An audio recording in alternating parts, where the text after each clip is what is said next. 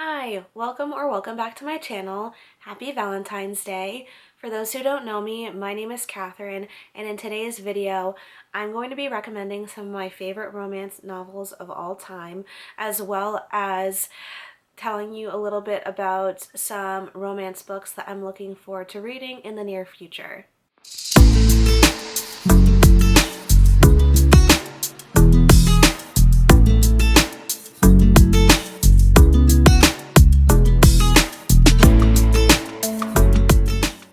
So the reason why I'm splitting this up into two separate things that I'm talking about, one being book recommendations for romance novels and the other being romance books that I'm looking forward to reading in the near future, is because I simply feel like I haven't read enough in general to do a full recommendation video of like any sort of book category or books in general, just because even though I have basically been reading my whole life, I am a very slow reader, and for me to read through books that I genuinely like and recommend wholeheartedly, it's kind of far and few between, if that makes sense. Maybe in a couple years, when I've had a few more books read under my belt, I'll be able to start making recommendation videos. But as of right now, I am fairly new to making YouTube videos about books, so it's hard for me to make full-on recommendation videos, so that's why I'm splitting it up in the way that I am for this video. So I apologize if this is not what you're looking for. It's not like a full recommendation video, but maybe this will give you some ideas of what you could possibly read in the near future, or at any time, maybe not just the near future, but just in general. So let's just get into this. I have 3 recommendations for romance novels that I absolutely love, and then I also have 3 books that I would love to get to in the near future that are centered around romance as well. So let's just get into this. So the first recommendation that I have for a romance book is Redeeming Love by Francine Rivers. So essentially what this book is about is it's loosely based on the book in the Bible of Hosea. So as you can assume, it's a Christian fiction romance book, and it's historical too. So technically it's a Christian historical romance. That's the subgenre that it is. And essentially it takes place in the 1850s, 1860s, I believe, during like the gold rush in California. And this young girl named Sarah, who then her name changes to Angel, is sold as a child when she's like 8 years old into sex trafficking, and until she's like 18 years old, she works as a prostitute, and then she's actually saved out of that by this man named Michael Hosea. And it's, like I said, a loose retelling of the book of Hosea in the Bible. So Michael Hosea marries her and basically shows her the true love of God, not just through marriage, but just like what it means to be a Christian. And she's really resistant to it. She actually runs away a few times, but as you can imagine, the book is just about like her journey of discovering what the true love of God is and finding faith in Jesus Christ.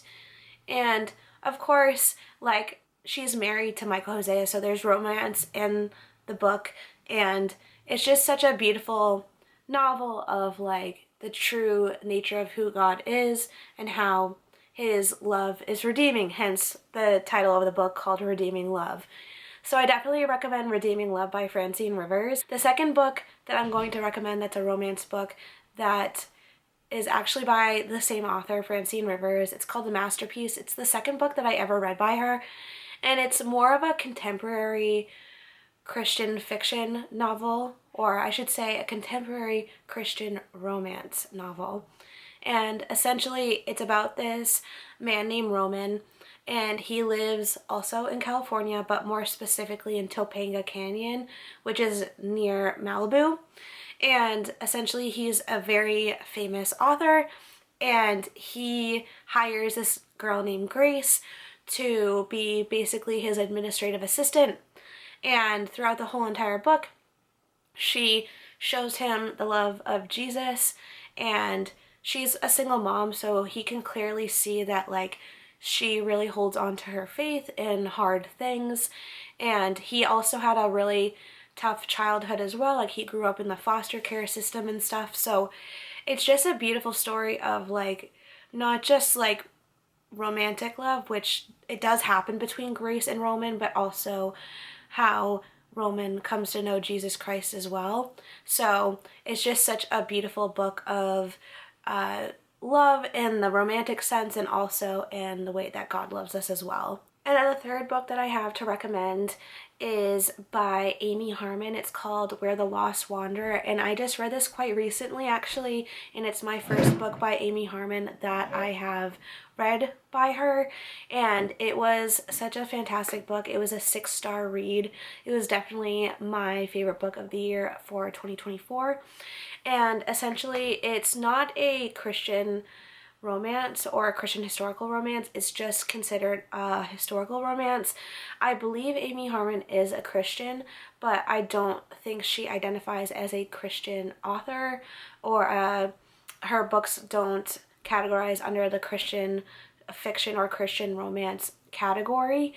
So her faith definitely is seen in her books. Like it's definitely, her books are definitely inspired by her faith, but they're not considered like Christian romance or Christian fiction books, and she doesn't identify as a Christian fiction author. So I thought I would just mention that.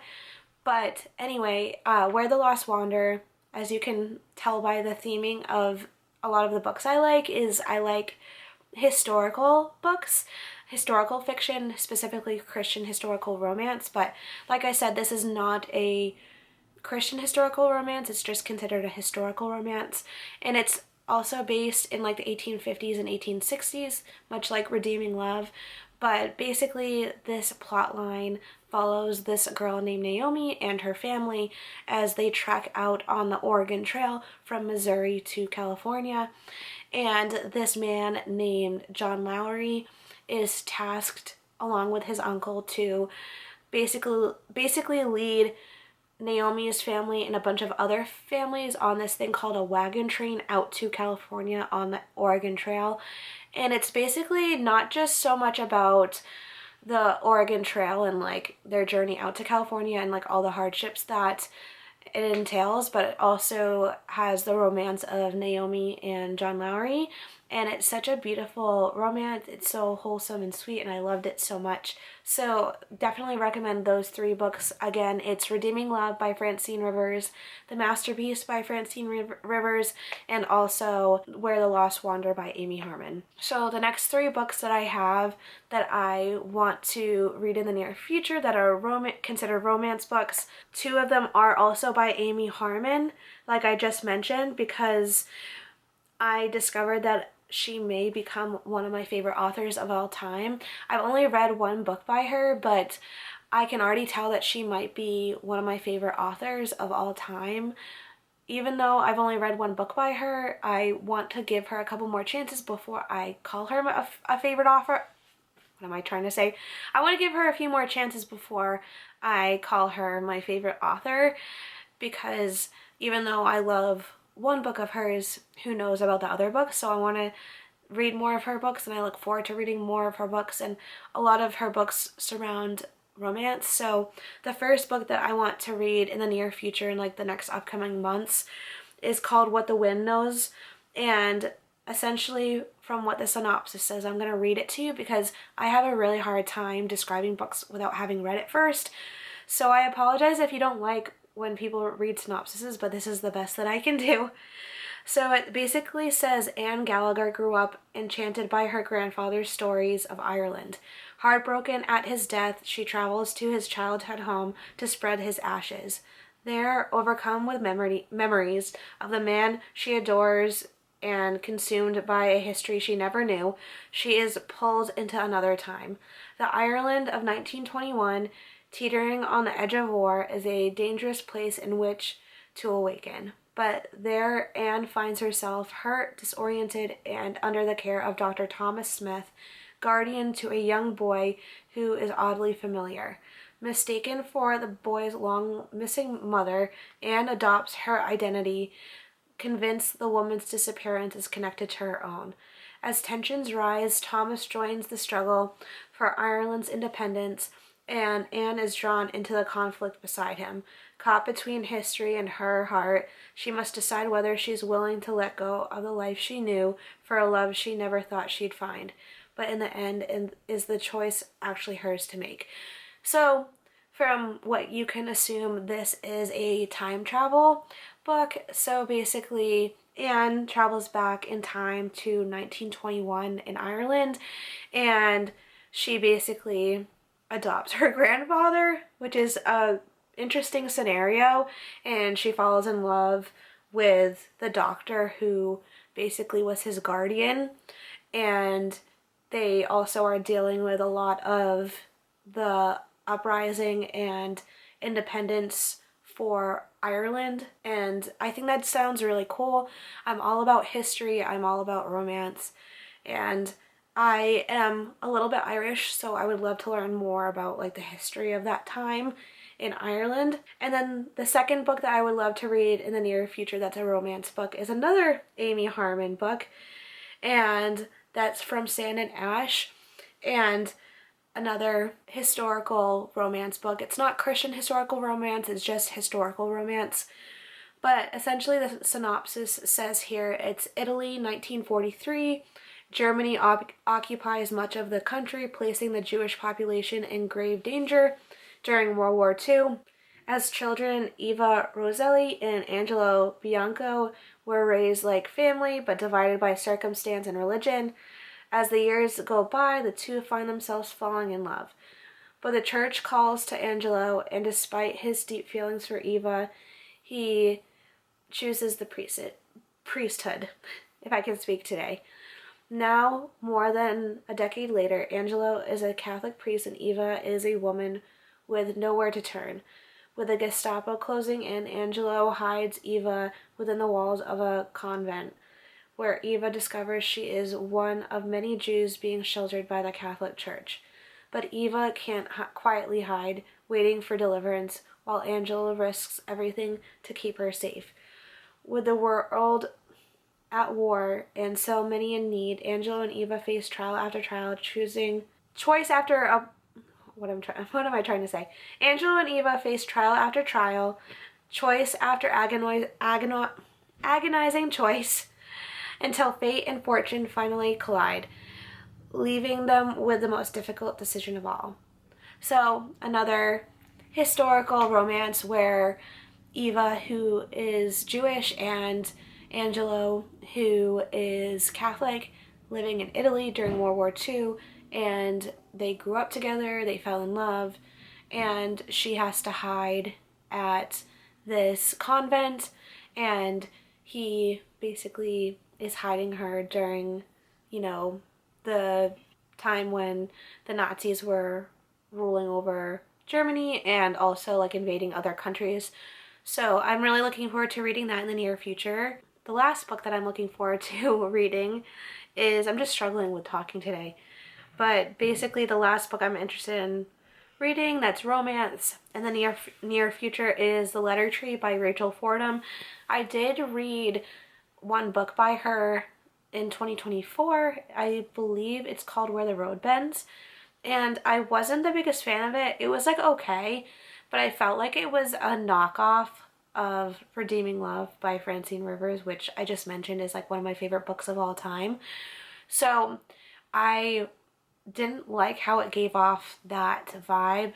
So I'm hoping that her other books are good. I want to read The Letter Tree by her, and there's a few others that I want to read by her, but this is the one that I'm most looking forward to because people seem to really like this book. Let me just read you the synopsis of this one as well. It says, 7 years ago, a letter left inside a tree brought Laura Bradshaw an anonymous friend who helped her navigate the tragic loss of her mother and gave her something to look forward to despite the overbearing hand of her father. When Isaac Campbell learns that his letter friend is destined to court another, he begs her to break her rule of namelessness and meet him. The stranger he's become so attached to is not a stranger, but the only daughter of his family's sworn enemy. Can the grown children of feuding parents bridge the chasm between them, or is the divide too deep and too wide? So from what it sounds like, it seems like another reimagining or retelling of Romeo and Juliet. And this is also historical, if I'm not mistaken. It's almost like, I think it says that it's like a Romeo and Juliet meets You've Got Mail in 1920s New York. So I was correct in assuming that it was like Romeo and Juliet, but also like You've Got Mail.